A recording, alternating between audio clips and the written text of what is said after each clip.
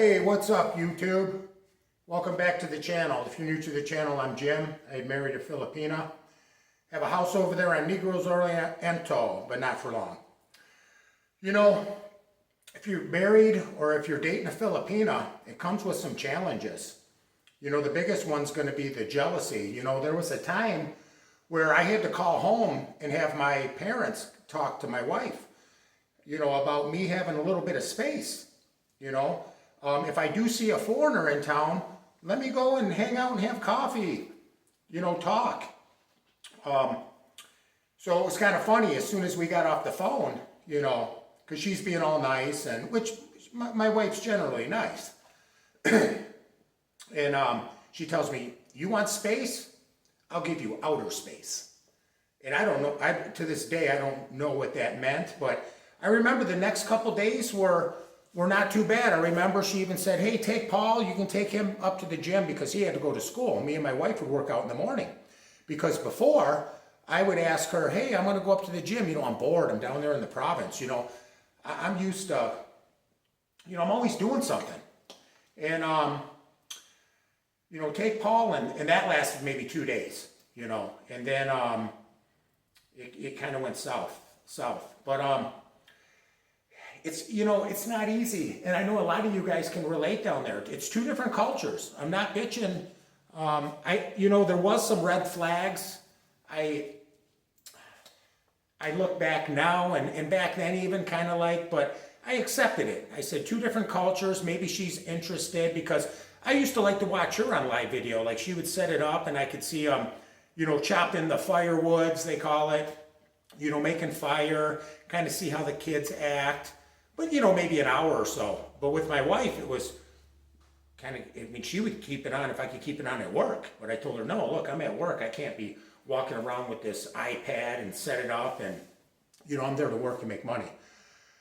You know, and then it seemed to progress. And, you know, I think that's how it is. You know, I've stated this before. If you're getting into one, be careful. It starts off kind of like any relationship. I mean, they're human. Everybody's human. But it is two different cultures.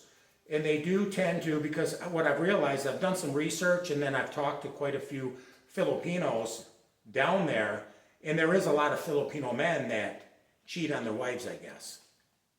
But, you know, it's not right for them to take it out on us, you know, especially if you're going to be the sole provider. And I really don't care about that. Like, you know, I built the house, I did this. That's material stuff. You can't take it with you. And thank God, by the grace of God, I'm still healthy. You know, I can still work, you know. Hopefully I'm one of those guys, I'm going to stay busy and I can work till like 75 or 80. Obviously not doing construction, but maybe managing or something. But I have to stay active. But it's something to think about, you guys. The jealousy, it starts off and then it progresses. And what I've realized is, you know, when I spent that 15 months down there, you know, I'm always watching. I'm looking, you know, I'll ask, you know, there's a few people there in the province that actually spoke really good English. And I had one good friend down there, this guy, Alan, and he was real successful, had a lot of businesses, but he always had to work, and stay on it. And, you know, he taught me a lot too. You know, he says, you know, a lot of these people, don't want to work. You know, they sit around. There's a lot of the Filipinos down there, and I don't blame them. You know, they do a lot of drinking. A lot. A lot of them miss work. You know, when we, and then gossip. You know, they're all on Facebook. They use Facebook down there like us using phones and how we text. You know, not too long ago, I told my wife, I'm so sick of this Facebook. I'm going to turn it off. And she got so mad. You have somebody else. If I have somebody else, first of all, I got tattoos of you. And if I want anybody respectable, I'm still freaking married. I still got you know, I don't wear jewelry. I got Dexel right there. You know what I mean? And if it doesn't work out, I got a good memory right there too. But, man, that jealousy, like I said, feel free to leave in the comments. I love reading them. Because there's a lot of us that can relate, and there's a lot of people out there too. Like I said, you got a lot of trolls out there, people that just go from channel to channel, which is fine. Like I said, drama brings views. Views bring pennies. Pennies turn into dollars. You know, you got to start somewhere, you know. I didn't become a carpenter overnight, you know, but I did become a carpenter pretty quick within 2 years. So anyways, it's something to think about. I've learned my lesson. I don't know if too much damage has been done. And another thing too is resentment. I mean, we all have resentments, but my wife, I'm like, look, I'm not perfect. You say that I did this when I accidentally hit her.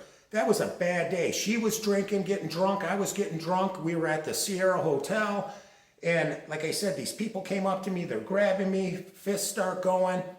And like my buddy said, I explained, he's like, you know, I can't stand that when women step into a man's fight. You know, they all got dark hair. You know, I probably had 30 Long Islands that day. We started at 10:30 in the morning, and it was probably 8 o'clock at night. This Canadian couple was buying me and Dexel drinks, and then Dexel the daiquiris. You know, it was a bad day. I said, if it was that bad, why did you still marry me? Why are you bringing this up? I said I was sorry. I would never hit an innocent woman. But I'm telling you that the Philippines can bring the best out of you, or the worst. You know, real quick, when I was in the airport one time getting ready to leave, and this was early in the beginning, I hated flying. I don't sleep. My wife did. She doesn't like the drinking, which I respect that. So I got aboard. I got 3 different airports. So I'm ordering some drinks. It's in that Dumaguete airport, that nice restaurant that's been there for a long time. They got the TV screens that show you, you know, your boarding and all that. And I was having a couple of the small red horses. And as I went to the bathroom, I came out, and the guy, this Australian guy, says, hey, I was just telling your wife that, you know, you're an American, that you shouldn't be drinking that stuff. It's very powerful. It does strange stuff to you. And I've noticed that. They go down quick, and the next thing you know, you got this burst of energy, and then you're still drinking them, and then an hour later, it's almost like you're in a blackout.